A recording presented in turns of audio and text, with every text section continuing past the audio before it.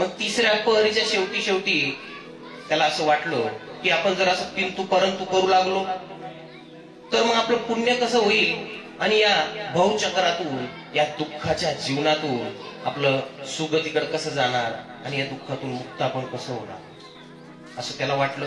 आणि मग त्याने ते कसं तरी करून मन धीट करून एकदाची ती चादर भिक्षू संघाला तथागत भगवान बुद्धाला दान.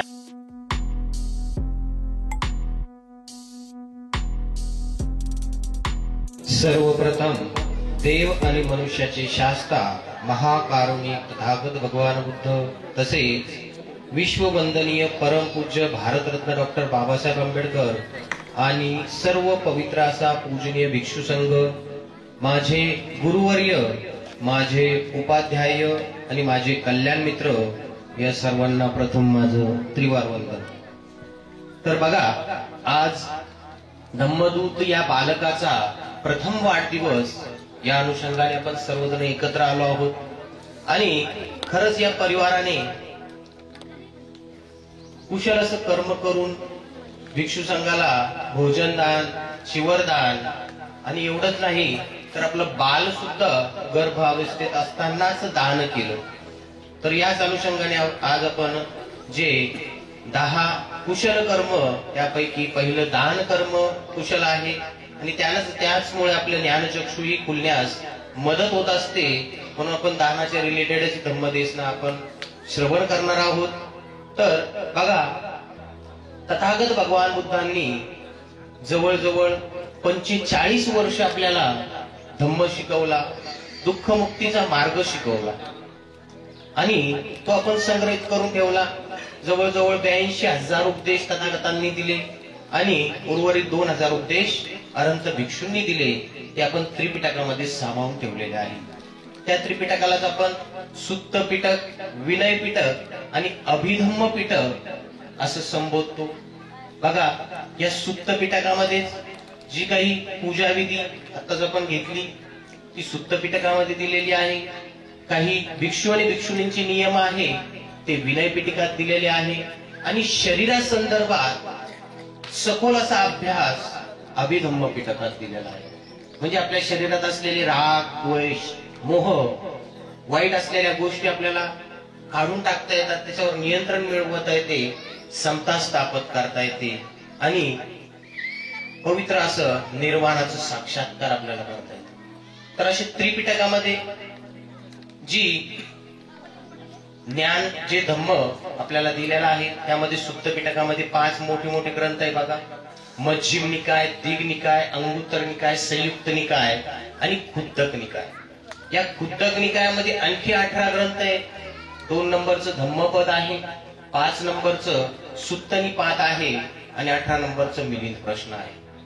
तर बघा, धम्मपदातले आपण काही गाथा, कथा श्रवण करत असतो, त्यातून धम्म शिकत असतो की भगवंतांनी ज्या काही 423 गाथा दिल्या त्या धम्मपदात संग्रहित करून ठेवल्या आपण. आणि त्यामध्ये 116 नंबरची गाथा आपण बघूया आणि त्याला अनुसरून एक छोटीशी कथाही बघूया आपण. बऱ्याचशा वाचकांनी श्रवणही केलेली असेल, परंतु पुण्यकर्म परत परत केलं पाहिजे आणि धम्माची वाणी ही परत परत ऐकली पाहिजे.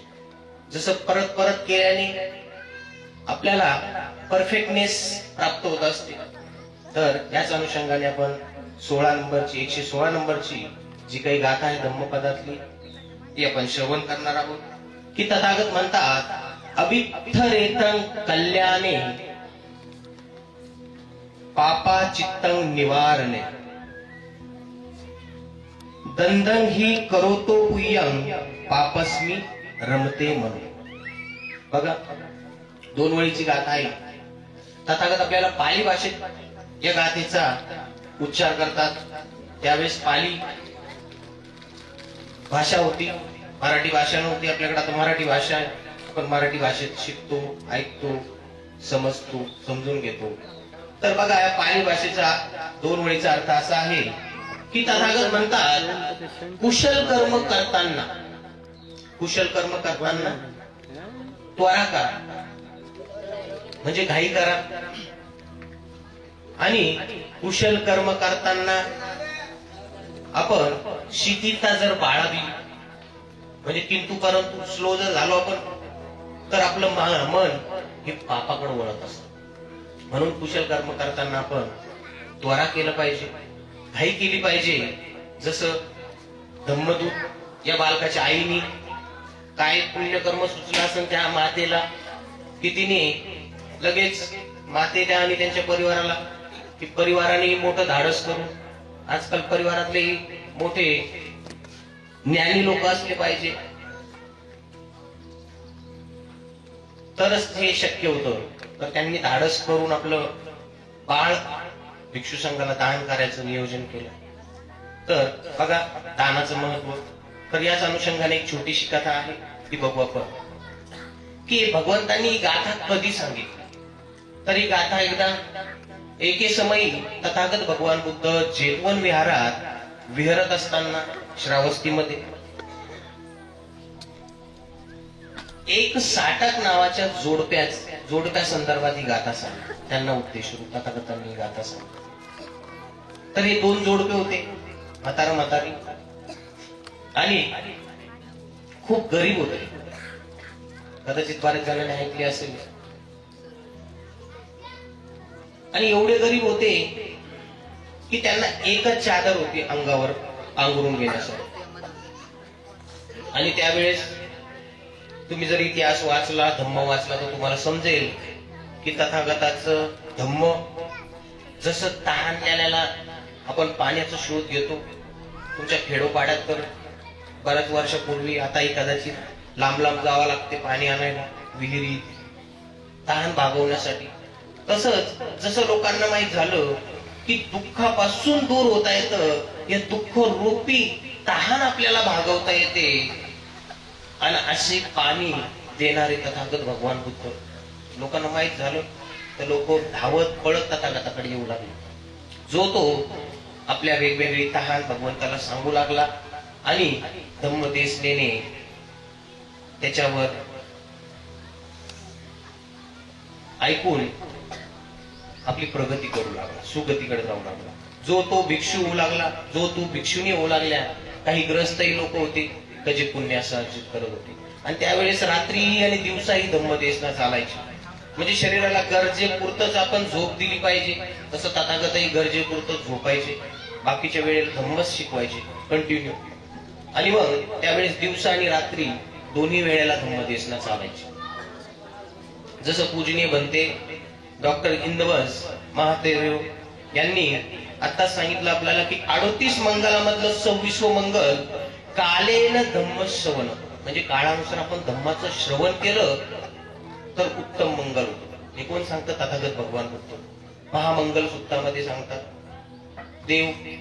एक देवता भगवंत समोर प्रकट होतात आणि ते म्हणतात की देव आणि मनुष्य यांच्या कल्याणासाठी 12 वर्षापासून आम्ही कल्याण शोधतो.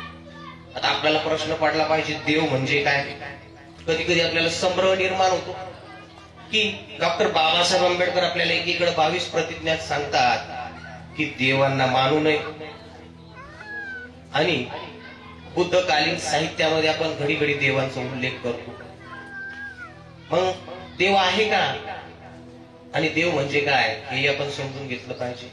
तर बघा, या विश्वामध्ये, या जगामध्ये ज्या व्यक्तीला सिम्बॉल ऑफ नॉलेज म्हणून गौरविलं जातं, ज्या व्यक्तीला 8 वर्षांचा अभ्यासक्रम पूर्ण करण्यासाठी अवघं 1 ते 1.5 वर्षच लागायचं, अशी कुशाग्र बुद्धिमत्ता होती, ज्या व्यक्तीने आपले 4 मुलं बलिदान होऊ दिले, मरू दिले आपल्या दीनदुबळ्या समाजासाठी, ज्या व्यक्तीने 30-30, 40-40 गाथां म्हणजे जातींचा, धर्मांचा आणि ग्रंथांचा सखोल असा अभ्यास करून पवित्र असा पूजनीय बुद्ध धर्म आपल्याला दिला 1956 ला.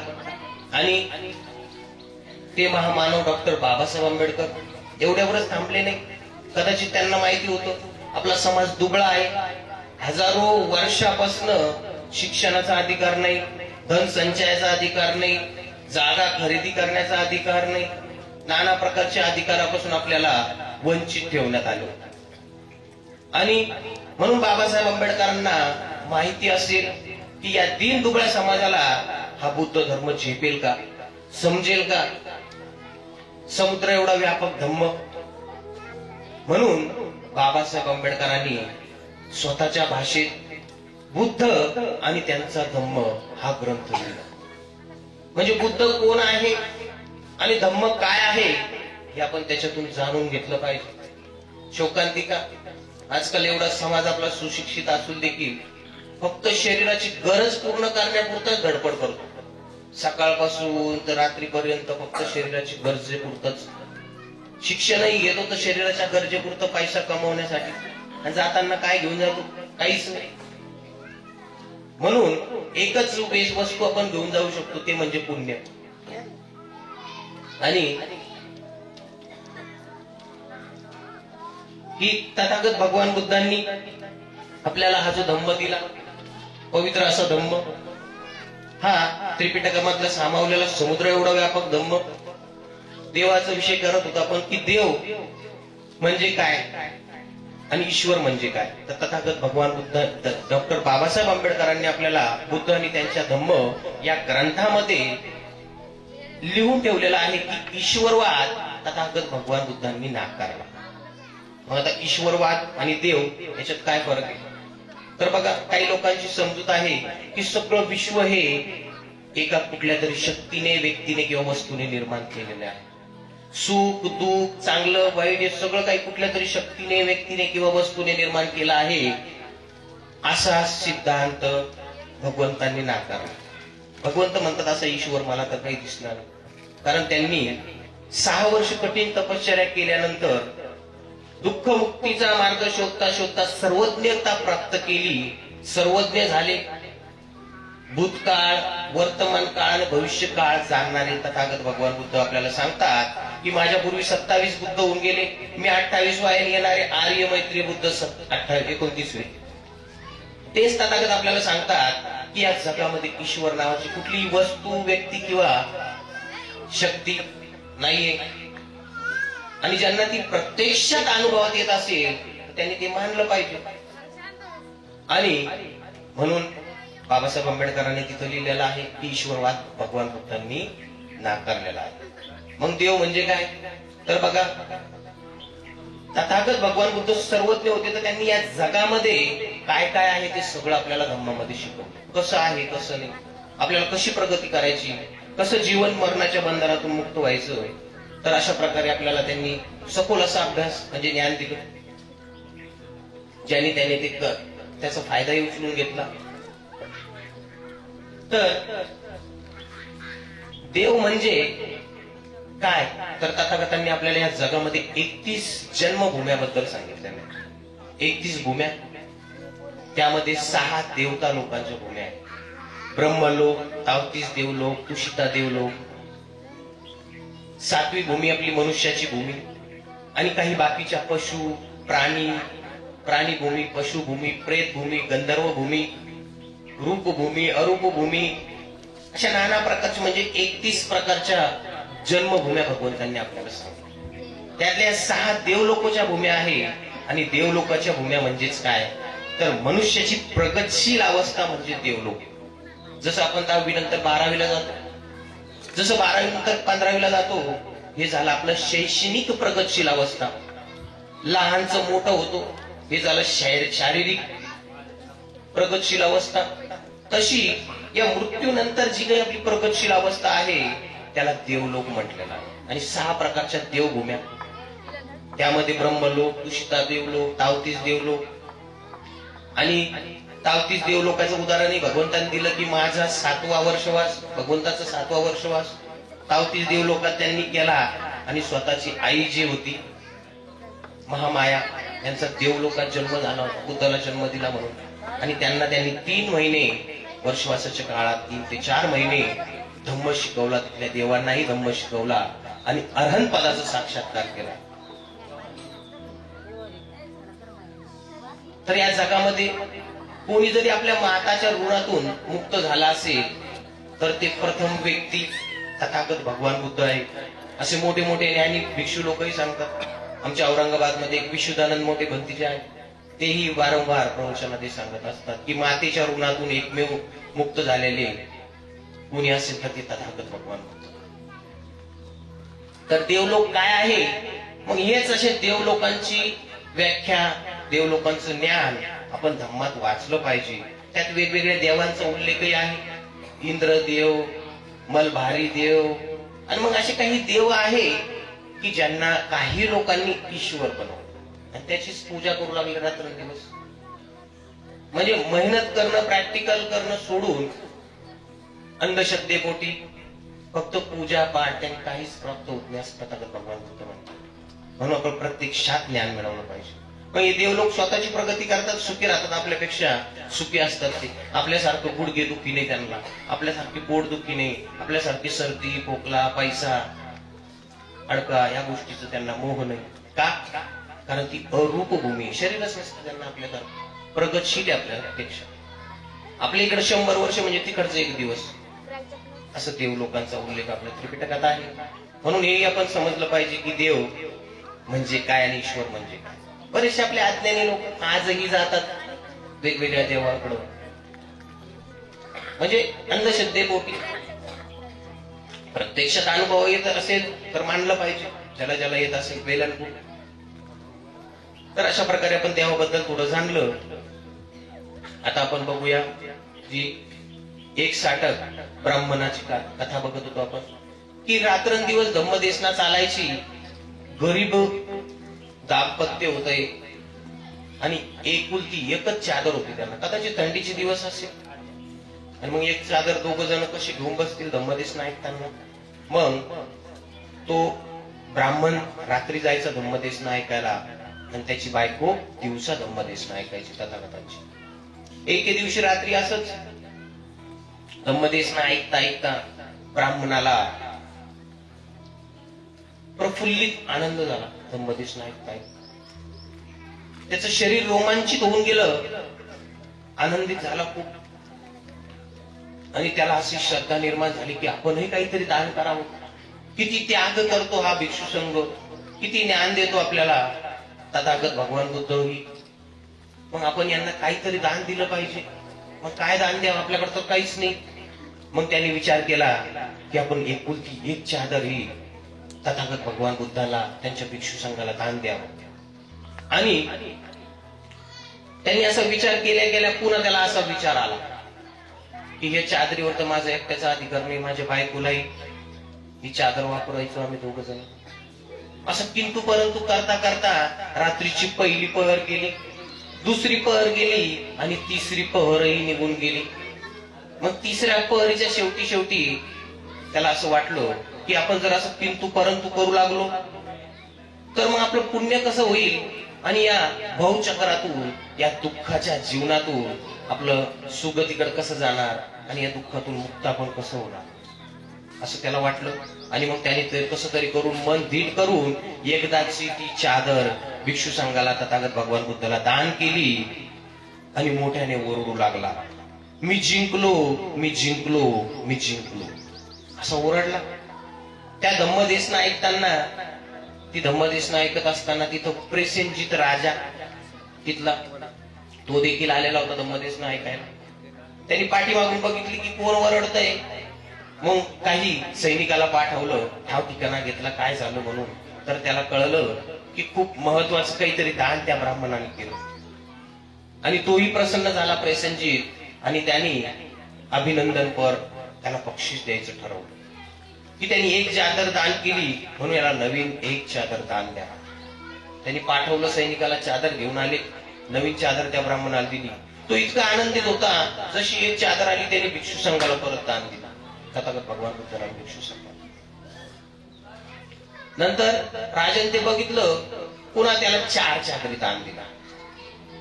2, 4, 4च्या 8, 8च्या 16 अशा देऊ लागला राजा. का? कारण जी चादर त्याला दान मिळवू लागल्या, 4 मिळाल्या तर 4च्या 4 संघाला देऊ लागला, 8 मिळाल्या तर 8च्या 8 संघाला देऊ लागला. नंतर 16 अक्षरशः नंतर 32 चादरी त्यांनी नवीन त्या 1 साटक ब्राह्मणाला दिल्या प्रेसेनजित राजाने. आणि त्यात 2 मात्र त्यांनी एक आपल्या बायकोसाठी एक आपल्यासाठी ठेवून 30च्या 30 चादरी परत त्याने भिक्षू संघाला दान दिलं. बघा आपण कधी एखाद्या गरीबाला काही दान देऊन बघा, कोणी उपाशी असेल त्याला भाकर देऊन बघा, कोणी तर आणलेला असेल त्याला पाणी देऊन बघा, किती आनंद निर्माण होतो आपल्याला, असं हलकं हलकं फील होतं. तसंच त्यालाही तसं होऊ लागलं. त्याला जसं जसं दान येतंय तसं तसं तो भिक्षू संघाला देतोय, आनंदित होतोय. आणि ते प्रसेनजित राजांनी बघून आणखी तोही आनंदित झाला की कितीच उदार मनाचा हा ब्राह्मण आहे, की याला जे काही देतोय ते भिक्षू संघाला दान देतोय. एखादा असता तर त्या चादरीचा बिझनेस चालू केला असता आणि 1-2 महिन्याचं 1-2 वर्षाचं राशन त्याला आलं असतं, घर चाललं असतं. परंतु त्यांनी तसं न विचार करता आलं ते दिलं, भिक्षू संघाला दान देऊ लागला. आणि मग असं औदार्य बघून, त्याचा उदारपणा बघून प्रसेनजित राजा इतका खुश झाला की त्यांनी ठरवलं आता याला साधारण दान नाही द्यायचं.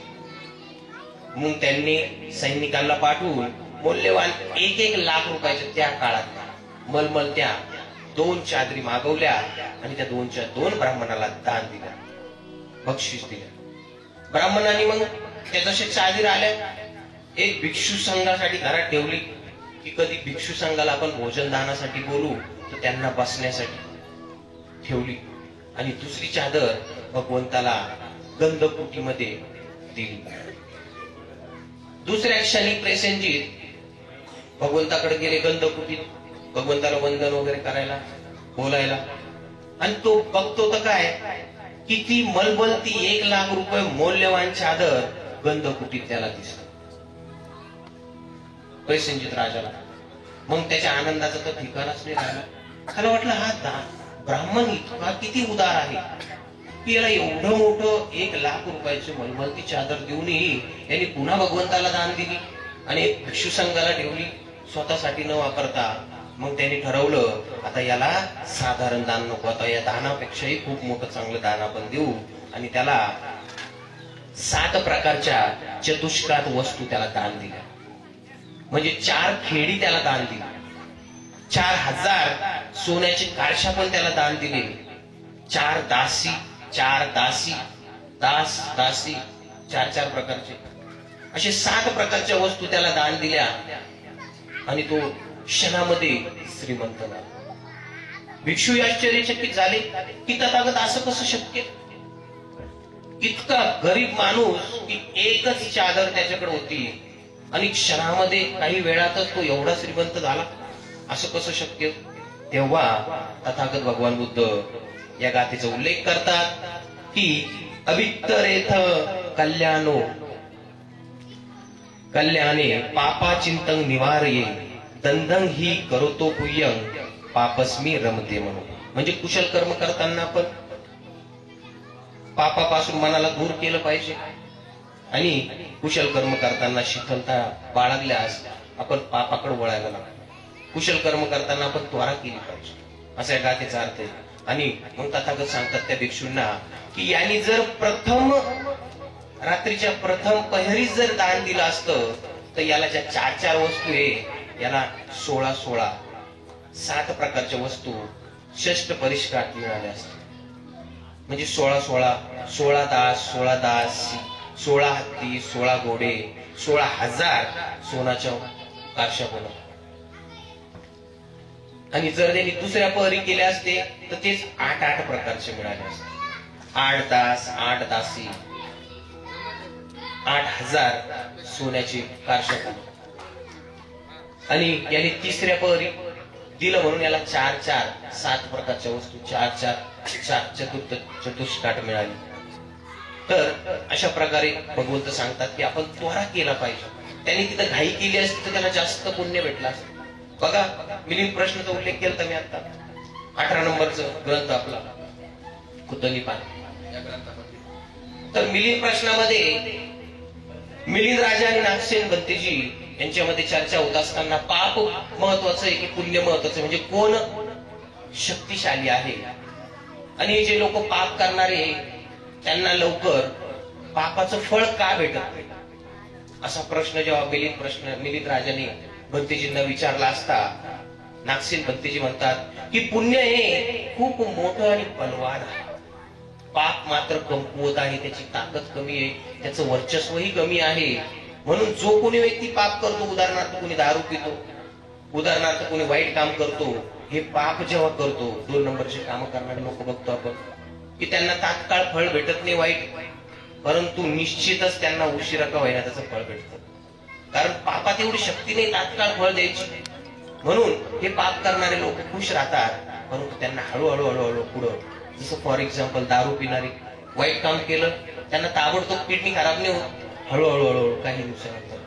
गुटखा खाणारे लगेच कॅन्सर नाही होत, तर हळूहळू हळूहळू. तर अशा प्रकारे पाप जे आहे ते कमकुवत आहे आणि पुण्य मात्र खूप मोठं बलवान आहे. म्हणून या पुण्याच्या बलाने तुम्ही 1 रुपया दान करून बघा, ताबडतोब निसर्ग तुम्हाला फळ देणं चालू करतो. इतकं पुण्याची शक्ती आहे, इतकं प्रबळ आहे, इतकं बलवान पुण्य आहे. असं बंतेजी, अनंत बंतेजी, नागसेन बंतेजी मिलिंद राजाला सांगतात की पाप आणि पुण्य यात बलवान कोण आहे आणि फळ कोण लवकर देतो.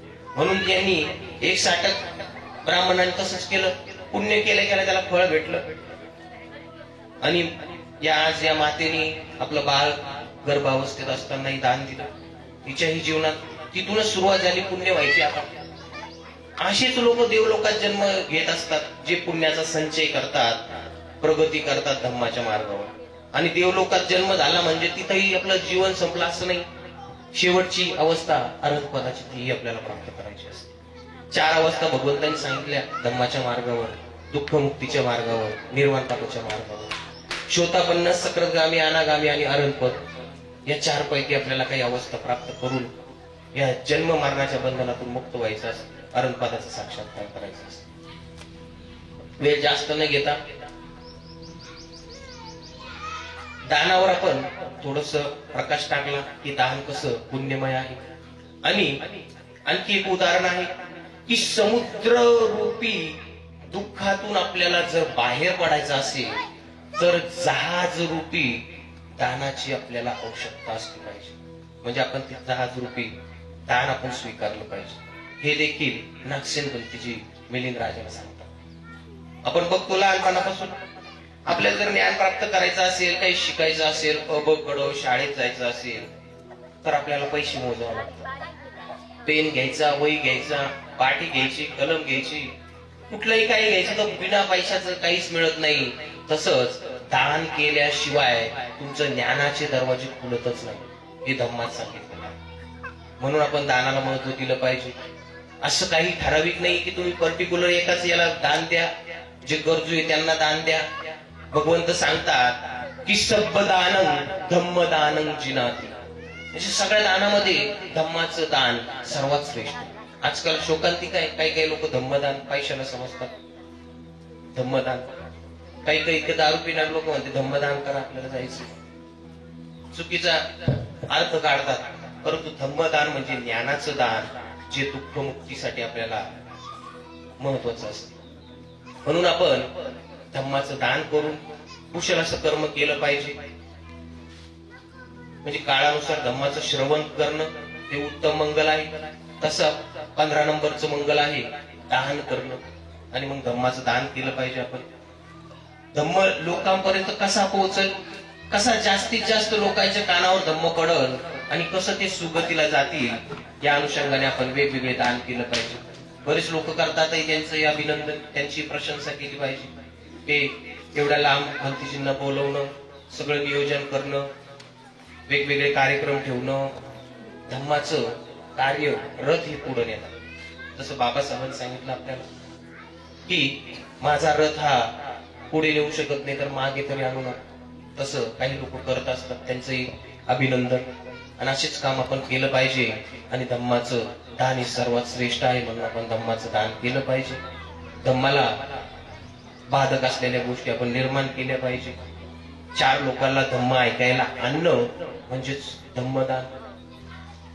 वेगवेगळ्या धम्माच्या ऍक्टिव्हिटी मध्ये मदत करणं, नाही पैसे तर श्रमदान करून का होईना आपण त्याला मदत करणं म्हणजे धम्मदान. दुसरे तिसरे कोणासाठी नाही तर स्वतःच्या फायद्यासाठी. बघा 38 मंगलामधले 3रं मंगल आहे, तेवढं सांगून आजची धम्मदेशना मी संपवतो. की पूजाचं पूजनीयानं. तथागत म्हणतात पूजनीय लोकांची आपण पूजा केली पाहिजे. आता सांगितलं मी ईश्वरवाद नाहीये, मग आपण कोणाची पूजा करावी? बाकीचे तर काही लोक आपले बंधू बांधवच म्हणू शकतो आपण त्यांना. तर ते काय करतात, वेगवेगळ्या ईश्वराची, देवतांची, मूर्त्यांची, वेगवेगळ्यांची पूजा करतात. मग आपण कोणाची करावी? तर तथागत म्हणतात पूजनीय लोकांची पूजा करावी, कारण ईश्वर तर मला दिसला नाही, म्हणून त्यांनी नाकारला. मग आपण पूजनीय लोक कोण? तर माता पिता. सर्वप्रथम कोण पूजनीय आहे? तर आपले माता पिता. ज्या आईने आपल्याला गर्भाशयामध्ये 9 महिने सांभाळलं, पथ्य पाळले आणि आपल्याला जन्म दिला. पुन्हा वडील आणि आई दोघंही आपलं संगोपन करतात, मेहनत करतात, हाल अपेष्टा सहन करून आपल्याला सगळं सुख देतात. 2 भाकरी असेल तर 1.5 भाकर आपल्याला खाऊ घालतात. म्हणजे एवढी त्यांची उदारता असते. आपल्याला मोठं करतात, आपल्याला मॅच्युअर करतात, आपल्या पायावर उभा करतात. म्हणून हे आई वडीलच सगळं विश्व दाखवतात आपल्याला. दुसरा तिसरा ईश्वर या जगात कोणी नाही. तर आई वडिलालाच आपण ईश्वर समजलं पाहिजे, ईश्वराच्या परे समजलं पाहिजे. म्हणून आपण त्यांना पूजनीय स्थान दिलं पाहिजे. त्यानंतर आणखी कोण पूजनीय असतं? तर आपल्या घरातील वयस्कर मंडळी, आजी असेल, आजोबा असेल, आपल्या समाजातील वयस्कर लोक, जे ज्ञानी लोक असतात, वयस्कर लोक असतात, यांची देखील आपण पूजा केली पाहिजे. आणि जे ज्ञानी लोक समाजातले म्हणजे भिक्षू संघ असेल किंवा कुठले संत महात्मे असेल, तर यांना देखील आपण यांची देखील पूजा केली पाहिजे. पण ते संत महात्मे कोणत्याही जातीचे असू, परंतु त्यांनी निसर्गाचे नियम पालन करणारे असले पाहिजे, शिलाचं पालन करणारे असले पाहिजे, मिथ्या दृष्टीवाले नसले पाहिजे, अंधश्रद्धेवाले नसले पाहिजे. अशा कुठल्याही संन्यासांचं तुम्ही वंदन केलं तर भगवंत म्हणतात या पूजनीय लोकांचं आपण वंदन केल्याने, त्यांना अभिवादन केल्याने आपल्याला 4 गोष्टी प्राप्त होतात. 109 नंबरच्या धम्मपदातल्या गाथेत सांगतात, अभिवादनशीलस नित्य वड्ड पचाईनो चत्तारो धम्मा वड्डंती आईवन्न सुखं. म्हणजे आपण या पूजनीय लोकांना, वंदनीय लोकांना वंदन केलं, त्यांचं अभिवादन केलं तर आपल्याला 4 गोष्टी प्राप्त होतात. एक, आपलं आयुष्य वाढतं. आयु वर्ण सुख आणि फल. आयुष्य वाढतं. जिथं 50 वर्ष तुम्ही जगणार असेल तिथं 60, 70, 80, 90, 100 वर्ष तुम्ही जगू शकता. वर्ण म्हणजे जसं मोठं होतं आपण तसं सुंदर होत जातो. तिसरं सुख म्हणजे जे काही दुःखाच्या विकार आहे ते संपत येऊन आपण सुखाकडे जातो. मग बेरोजगारी रूपी दुःख असेल, आजार रूपी दुःख असेल, नाना प्रकारचे दुःख असेल, त्या दुःखातून आपण सुखाकडे जातो. आणि चौथं फल प्राप्त होते आपल्याला, म्हणजेच आपण घडी घडी आजारी पडत नाही, निरोगी राहतो. ते तथागत भगवान बुद्ध आपल्याला धम्मपदातल्या 109 नंबरच्या गाथेत सांगतात. त्याला अनुसरून एक छोटीशी कथाही आहे की एक आईवर्धन कुमार नावाचा मुलगा 7 दिवसात मरणार असतो आणि पवित्र परित्राण पाठाच्या पवित्रपणामुळे त्याचं मरणही टळलं जातं.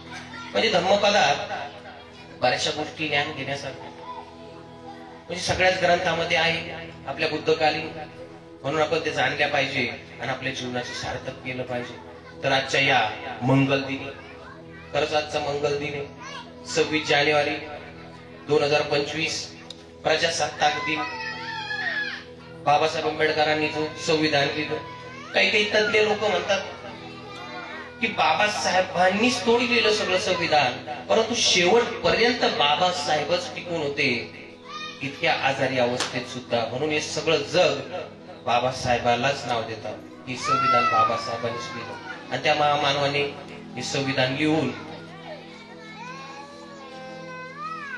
ते अर्पण केलं आणि ते ज्या दिवशीपासून अंमलात येऊ लागलं त्याला प्रजासत्ताक म्हणजे प्रजेची सत्ता चालू झाली, लोकशाही. म्हणून त्याला प्रजासत्ताक दिन म्हणून आपण 26 जानेवारी मोठ्या उत्साहाने साजरा करत असतो. या मंगल दिनी या परिवारांनी एवढं मोठं कुशल कर्म करून असं अमेमोरेबल इन्सिडेंट म्हणजे अविस्मरणीय क्षण यांनी काबीज करून ठेवला.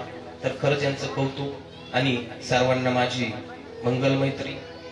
एवढं बोलून आजच्या या मंगल दिनी काया वाचा आणि मनाने आपण नेहमी चांगले कर्म करायचे आहे एवढं बोलून आजची धम्मदेशना संपवतो.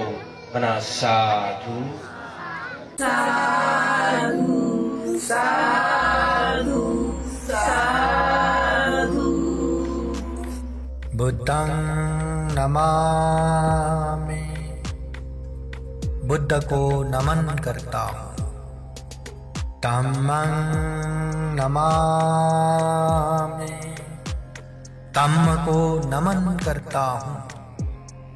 संघं नमामि, संघ को नमन करता हूँ।